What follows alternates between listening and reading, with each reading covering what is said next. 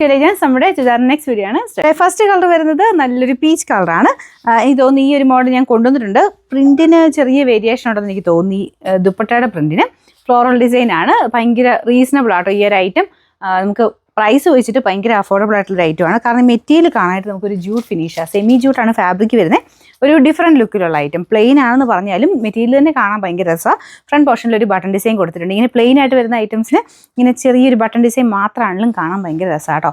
ദുപ്പട്ട നല്ല ഗ്രാൻഡാണ്. ഇത് ഓർഗൻസയുടെ തന്നെ ഒതുങ്ങി കിടക്കുന്ന ഫാബ്രിക്. അതിൻ്റെ അകത്ത് കുഞ്ഞു കുഞ്ഞു വീവിങ് ഇതിൻ്റെ അകത്തോടെ പോയിട്ടുണ്ട്. പിന്നെ ഫുൾ ഫ്ലോറൽ ഡിസൈനും ഉണ്ട്. ബോർഡറും കാണാൻ നല്ലതാണ്.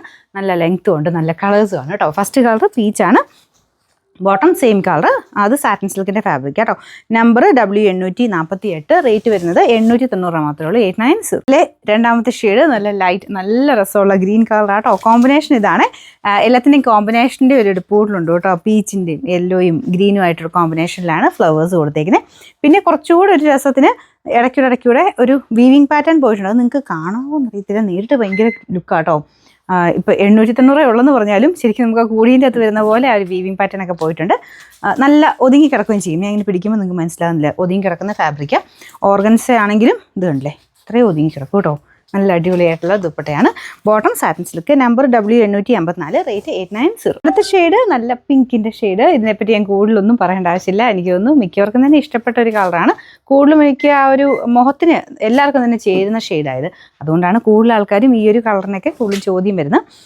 ഇത് എന്തായാലും ഇഷ്ടപ്പെടാതിരിക്കുമല്ലോ കേട്ടോ. എല്ലാ ഷെയ്ഡ്സും നല്ല അതിൻ്റെ ആ ഒരു കോമ്പിനേഷനും പിന്നെ പ്രൈസ് റേഞ്ച് ഒക്കെ ആണെങ്കിലും നല്ല ഐറ്റം തന്നെയാണ്.